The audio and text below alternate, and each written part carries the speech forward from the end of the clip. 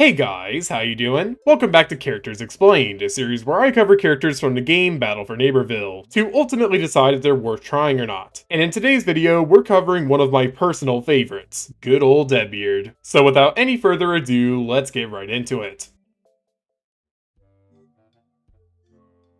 So before we could cover this scurvy-ridden marksman, we need to first do a bit of a background check, so to speak. And we're starting at Garden Warfare 2, even though some people argue that he really got to start in PVZ 2. I get why people say that, but I don't think it's him. Anyways, in this game, Deadbeard's kit is relatively the same as it is in BFN, though he does have a mountable cannon that eventually got replaced in BFN. Well, sort of. Here's some fun trivia. Deadbeard's cannon was briefly planned to appear in BFN as well, if you take a look at this ability icon here. It never ended up happening, but it's always a fun thing to bring up. So relatively speaking, Deadbeard has stayed somewhat consistent in his role on the team. He's a sniper, so he's going to have sniping gear, but BFN does bring a lot more changes to him than I've implied up to this point, so I think it's about time we talk about them. Deadbeard's role in this game is defense, which should be a given. And if we look at his actual stats, he has 100 HP, which is fair for a sniper, and his primary, the Scurvy Scattershot, deals a 2 to 3 damage range in a small spread pattern, similar to Scientist's Goo Blaster. If every shot is somehow a headshot, he deals up to 36 damage, which admittedly has probably never happened before. Another quick thing to mention is his ammo count, which is technically 10 as his primary takes 2 ammo from the 20 ammo pool. But that's just his shotgun. His secondary is much more interesting in this situation. Aptly named the Spyglass Shot, his secondary has a charging gimmick. Basically, the longer you aim, the better the secondary's damage output gets. I don't think I could feasibly cover each stage of the charge process, so to put it simply, his minimum damage is 4 for a non-crit and 6 for a crit. And as for his maximum damage, it's 61 for a non-crit and 99 for a crit. Yes, you heard me right, 99. 2 maximum damage shots vanquish almost every plant in the game, which is nuts. But because of this, you'll probably have to keep in mind that the secondary can take up to 4 ammo out of the ammo pool, so it's definitely pricey. So that's a very basic rundown of Deadbeard's stats. But now that we've covered his basic stats, let's go ahead and cover his abilities. Let's start with his Barrel Blast. This ability allows Deadbeard to get in a barrel that shields him from any damage. The health for the barrel is about 100, so it's not a great defense mechanism, but that's not the point. What this barrel actually allows you to do is essentially light a fuse, which temporarily increases his speed in the barrel. When the fuse runs out, any plant in his range gets hit with 150 damage. So needless to say, this ability is pretty powerful if it's used right. Next up is Parrot Pal. This ability lets Deadbeard control a robotic parrot, which moves around at about walking pace. This ability actually has a set of 3 new abilities, 2 of which allow it to move up or down, and 1 which allows the parrot to launch an explosive egg out of its mouth, which deals 50 impact damage and 15 continuous damage after its initial impact. Needless to say, this ability is pretty powerful. The damage output for its primary isn't half bad either, as it can hit up to 10 damage. Oh, but it does have a pretty strict overheat, so there's something to think about. But overall, this ability is great. And finally, we have Anchors Away, which is an ability that replaces Deadbeard's weapon with an anchor. This anchor can be used to either climb into high ledges, or as a weapon that deals 50 damage if you want to vanquish your opponents in style. There's not much else to say about this ability, it's just kind of gimmicky with no upgrades. And that about covers Deadbeard's basic stats. Even if he is a clone of other hero shooter snipers, he's still pretty good, but can his upgrades make him better? Let's find out.